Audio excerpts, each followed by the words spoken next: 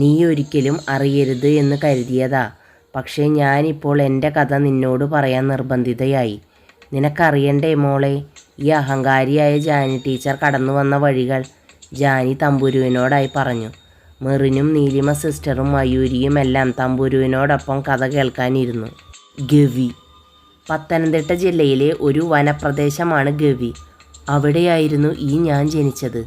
ജനസംഖ്യ വളരെ കുറവുള്ള പ്രദേശം. വിദ്യാഭ്യാസത്തിലും സമ്പത്തിലും പുറകിൽ നിൽക്കുന്ന സ്ഥലം. ജാനി പറഞ്ഞു തുടങ്ങി. നിർത്ത്. ചേച്ചി ഗവിയെപ്പറ്റി ഞങ്ങൾക്ക് ക്ലാസ് എടുക്കുകയാണോ? തമ്പുരു ഇടയിൽ കയറി ചോദിച്ചു. എൻ്റെ കഥയുമായി എൻ്റെ നാടിന് ഒരുപാട് ബന്ധമുണ്ട്. അതുകൊണ്ടാണ് ഞാൻ നാടിനെ പറ്റി പറഞ്ഞു തുടങ്ങിയത്. ജാനി തുടർന്നു. ഒരുപാട് വീടുകൾ ഒട്ടിച്ചു നിൽക്കുന്ന ലയൻ വീട്ടിലായിരുന്നു ഞാൻ താമസിച്ചിരുന്നത്. ജാനകിക്ക് അന്ന് പ്രായം 15 വയസ്സ്. 9ാം ക്ലാസ്സിൽ പഠിക്കുന്നു. ആ ചെറിയ വീടിൻ്റെ ഉമ്മറത്തിരുന്ന് കണക്ക് ചെയ്ത് പഠിച്ചുകൊണ്ടിരിക്കുകയായിരുന്നു. മങ്ങിയ പാവാടയും ജാക്കറ്റുമാണ് വേഷം. കഴുത്തിൽ കറുത്ത ചരട്. ഷോർട്ട് സൈറ്റിൻ്റെ പ്രശ്നമുള്ളതുകൊണ്ട് ഒരു കണ്ണാടയും വെച്ചിട്ടുണ്ട്. തൊട്ടടുത്ത് ഇടയ്ക്കിടെ ചുമച്ചുകൊണ്ട് നെഞ്ചു തടവിക്കൊണ്ടിരിക്കുന്ന ഏകദേശം 33 വയസ്സ് പ്രായം തോന്നിക്കുന്ന ഒരു സ്ത്രീ ഇരിപ്പുണ്ടായിരുന്നു. പേര് ലക്ഷ്മി. ജാനിയുടെ അമ്മയാണ്. ചുമയ്ക്ക് ഒരു ആശ്വാസം കിട്ടാനായി ഗ്ലാസ്സിലേക്ക് പകർന്നു വച്ച ചൂടുവെള്ളം ഇടയ്ക്കിടെ കുടിക്കുന്നുമുണ്ട്. മുഷിഞ്ഞ സാരിയാണ് വേഷം. അമ്മേ, ഈ മാത്സൊക്കെ എന്ത് ബുദ്ധിമുട്ടാണെന്ന് അറിയോ? എൻ്റെ കൂടെ പഠിക്കുന്ന കുട്ടികൾക്കൊക്കെ ട്യൂഷനുണ്ട്. എനിക്കും പോകണം ട്യൂഷന്. പിന്നെ സ്കൂളിൽ വിടാൻ തന്നെ അമ്മയെക്കൊണ്ട് കഴിയണില്ല. പിന്നെയാണോ ട്യൂഷൻ?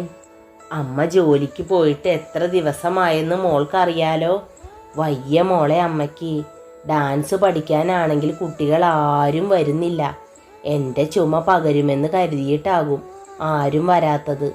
ഇനി കുട്ടികൾ വന്നാൽ തന്നെ എൻ്റെ ഈ ശ്വാസമുട്ട് വെച്ച് എങ്ങനെ പഠിപ്പിക്കാനാ? ക്ലാസ്സിൽ ശ്രദ്ധിച്ച് പഠിക്കും മോളെ. അല്ലാതെ ഈ അമ്മയ്ക്ക് ഒരു നിവർത്തിയുമില്ല. നിറകണ്ണുകളോടെ ലക്ഷ്മി പറഞ്ഞു. അമ്മയുടെ കണ്ണ് നിറഞ്ഞു കണ്ടതും ജാനിക്ക് സങ്കടമായി. കരയണ്ടാട്ടോ, എൻ്റെ അമ്മ കരയണ്ട. എനിക്ക് ട്യൂഷനൊന്നും പോണ്ട. അമ്മയുടെ കണ്ണുകൾ തുടച്ചു കൊടുത്തുകൊണ്ട് ജാനി പറഞ്ഞു. എന്താണ് അമ്മയും മോളും കൂടെ ഒരു കിന്നാരം? തൊട്ടടുത്ത വീട്ടിലെ ശാന്ത ചേച്ചിയായിരുന്നു അത്. ശാന്തയെ കണ്ടതും ലക്ഷ്മി പേടിച്ചുകൊണ്ട് ഉമിനീരിറക്കി. മോളെ ജാനി, നീ അകത്തേക്ക് പോയിരുന്ന് പഠിക്കും മോളെ. ശാന്തയെ കണ്ട് പേടിച്ചുകൊണ്ട് ലക്ഷ്മി പറഞ്ഞു. അമ്മ പറഞ്ഞതും അവൾ ബുക്കും സ്ലേറ്റും പെൻസിലും എടുത്ത് അകത്തേക്ക് പോകാനൊരുങ്ങി. ഞാൻ വന്നതിന് മോളെന്തിനാ പോണേ? നിക്ക് കൊച്ചേ അവിടെ. വീട്ടിലെ കാര്യങ്ങളൊക്കെ മനസ്സിലാക്കാനുള്ള പ്രായം മോൾക്കായില്ലേ? ഒരു 15 വയസ്സെങ്കിലും ആയി കാണില്ലേ നിനക്ക്? നീയും അറിയണം. അവിടെ നിക്ക്. പോകാനൊരുങ്ങിയ ജാനിയെ തടഞ്ഞുകൊണ്ട് ശാന്ത പറഞ്ഞു. ശാന്തേച്ചി, ഒരു നിവർത്തിയും ഇല്ലാഞ്ഞിട്ടാണ്. ലക്ഷ്മി എന്തോ പറയാൻ തുടങ്ങിയതും ശാന്ത കൈപ്പത്തി കാട്ടി തടഞ്ഞു. നിങ്ങളുടെ പ്രാരാബ്ദമൊന്നും എനിക്ക് കേൾക്കണ്ട. അല്ല, നേഴ്സറിയിൽ പഠിക്കുന്ന ചെറിയ കുഞ്ഞു പിള്ളേരല്ലേ ഇതുപോലെ സ്ലേറ്റും പെൻസിലും ഒക്കെ ഉപയോഗിക്കുക? നീ 9ാം ക്ലാസ്സിലായില്ലേ കൊച്ചേ? എന്നിട്ടും സ്ലേറ്റാണോ കണക്ക് ചെയ്യാൻ ഉപയോഗിക്കുന്നത്? ജാനിയുടെ കയ്യിലെ പഴക്കം ചെന്ന സ്ലേറ്റ് നോക്കി ശാന്ത പറഞ്ഞു. അത് ചേച്ചി, കണക്കൊക്കെ ചെയ്തു പഠിക്കുമ്പോൾ ഒരുപാട് പേജ് നഷ്ടപ്പെടും. സ്ലേറ്റ് ആണെങ്കിൽ എഴുതിയും മാച്ചും പഠിക്കാമല്ലോ. ഓ, ബുക്കിൽ വരെ വലിയ ലാഭം നോക്കുന്നു. നിന്റെ അമ്മ പഠിപ്പിച്ചതാവും ഇതൊക്കെ അല്ലേ? ഇതൊന്നും പറഞ്ഞാലൊന്നും എൻ്റെ മനസ്സലിയില്ല എൻ്റെ കൊച്ചേ. നിന്റെ അമ്മയുടെ കഷ്ടപ്പാട് കണ്ടിട്ടാ ഞാൻ പലിശയ്ക്ക് കൊടുക്കുന്ന എൻ്റെ അനിയൻ്റെ കയ്യിൽ നിന്നും 5000 രൂപ വാങ്ങിക്കൊടുത്തത്. എന്നിട്ടിപ്പോൾ 2 വർഷം കഴിഞ്ഞു. 2 മാസം മുമ്പ് വരെ അമ്മ പലിശ മുടങ്ങാതെ തന്നിരുന്നു. ഇപ്പോൾ 2 മാസമായി പലിശയുമില്ല മുതലുമില്ല. കഴിഞ്ഞ മാസമേ ഞാൻ എൻ്റെ കയ്യിൽ നിന്നും പണമെടുത്താ പലിശ കൊടുത്തത്.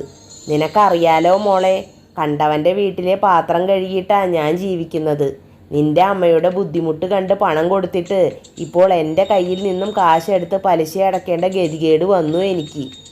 എൻ്റെ അനിയനാണെന്ന് പറഞ്ഞിട്ട് ഒരു കാര്യവുമില്ല. ചേച്ചിയാണെങ്കിലും അനിയനാണെങ്കിലും പണത്തിൻ്റെ കാര്യം വരുമ്പോൾ എല്ലാവരും സ്വാർത്ഥരാകും മോളെ. ശാന്ത ജാനിയോടായി പറഞ്ഞു. ശാന്തയുടെ വാക്കുകൾക്ക് മറുപടിയൊന്നും പറയാൻ ജാനിയുടെ പക്കൽ ഉത്തരമൊന്നും ഉണ്ടായിരുന്നില്ല. അവൾ തല കുനിച്ചു നിന്നു. മോളകത്തേക്ക് കയറിപ്പോയിക്കോ, നേർത്ത ശബ്ദത്തോടെ ലക്ഷ്മി പറഞ്ഞു. ലക്ഷ്മിയുടെ വാക്കുകൾ കേട്ടതും തല താഴ്ത്തിക്കൊണ്ട് തന്നെ ജാനകി അകത്തേക്ക് കയറിപ്പോയി. എന്താ ശാന്തേച്ചി ഇത്? ഒരു നിവർത്തിയും ഇല്ലാത്തത് കൊണ്ടാണ് 2 മാസമായി പലിശ മുടങ്ങിയത്. അടുത്ത മാസമാകുമ്പോഴേക്കും ഞാൻ എങ്ങനെയെങ്കിലും തരാം. അതുവരെ ക്ഷമിച്ചേ പറ്റൂ. എനിക്കൊരു അപേക്ഷയേ ഉള്ളൂ. പണത്തിൻ്റെയും കടത്തിൻ്റെയും കാര്യമൊന്നും ജാനിയുടെ മുൻപിൽ വെച്ച് പറയരുത്. മനസ്സിനൊരു ധൈര്യമില്ലാത്ത കുട്ടിയാണവൾ. മനസ്സ് വിഷമിക്കുന്ന എന്തെങ്കിലും കാര്യമുണ്ടായാൽ അത് അവളുടെ പഠനത്തെ ബാധിക്കും. ലക്ഷ്മി കൈകൾ കൂപ്പിക്കൊണ്ട് പറഞ്ഞു. അതിന് മോള് കളക്ടറാവാനൊന്നുമല്ലല്ലോ പഠിക്കണത്. 9 ആയിട്ടുള്ളൂ. പിന്നെ നിൻ്റെയല്ലേ മോള്.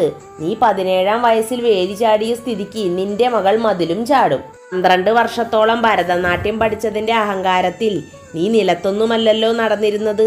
ടൂറിസ്റ്റ് ഹോമുകളിലും ഹോം സ്റ്റേകളിലുമെല്ലാം അഴിഞ്ഞാടി നടക്കുകയായിരുന്നില്ലേ? ഈ ഗവി കാണാൻ വന്ന ഏതോ ഒരു ടൂറിസ്റ്റ് വീർപ്പിച്ച് തന്നതല്ലേടി നിന്റെ വയറ്. അത് ആരെയും അറിയിക്കാതെ 5-6 മാസത്തോളം നീ കൊണ്ടു നടന്നു. അവസാനം എന്തായി? വീട്ടുകാരെ മാനം കെടുത്തിക്കൊണ്ട് പിഴച്ച് പെറേണ്ടി വന്നില്ലേ നിനക്ക്? അതിൻ്റെ മാനക്കേടിൽ നിന്റെ അനിയൻ്റെ എത്ര കല്യാണമാടി മുടങ്ങിപ്പോയത്.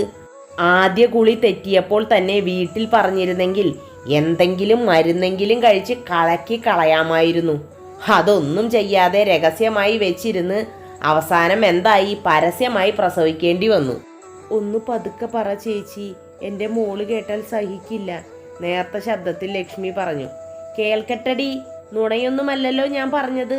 അമ്മയുടെ അഴിഞ്ഞാട്ടക്കഥ കേട്ട് നിന്റെ മോള് വളരട്ടെ. പിന്നെ ഒരു കാര്യം, ഒരാഴ്ചയ്ക്കുള്ളിൽ എൻ്റെ മുതലും പലിശയും എനിക്ക് കിട്ടണം. കിട്ടിയിരിക്കണം. എന്നെ പറ്റിച്ചാലുണ്ടല്ലോ ദൈവം നിന്നോട് പൊറുക്കില്ല. അത്രയ്ക്ക് കഷ്ടപ്പെട്ടിട്ടാടി ഞാൻ ഓരോ രൂപയും ഉണ്ടാക്കുന്നത് എന്ന് പറഞ്ഞ് ശാന്ത അവിടെ നിന്ന് ചവിട്ടി തുള്ളിപ്പോയി. ശാന്തയുടെ വാക്കുകൾ കേട്ട് വീടിൻ്റെ അകത്തിരുന്ന് ജാനിയും ഉമ്മറത്തിരുന്ന് ലക്ഷ്മിയും ആർത്തലച്ച് കരഞ്ഞു.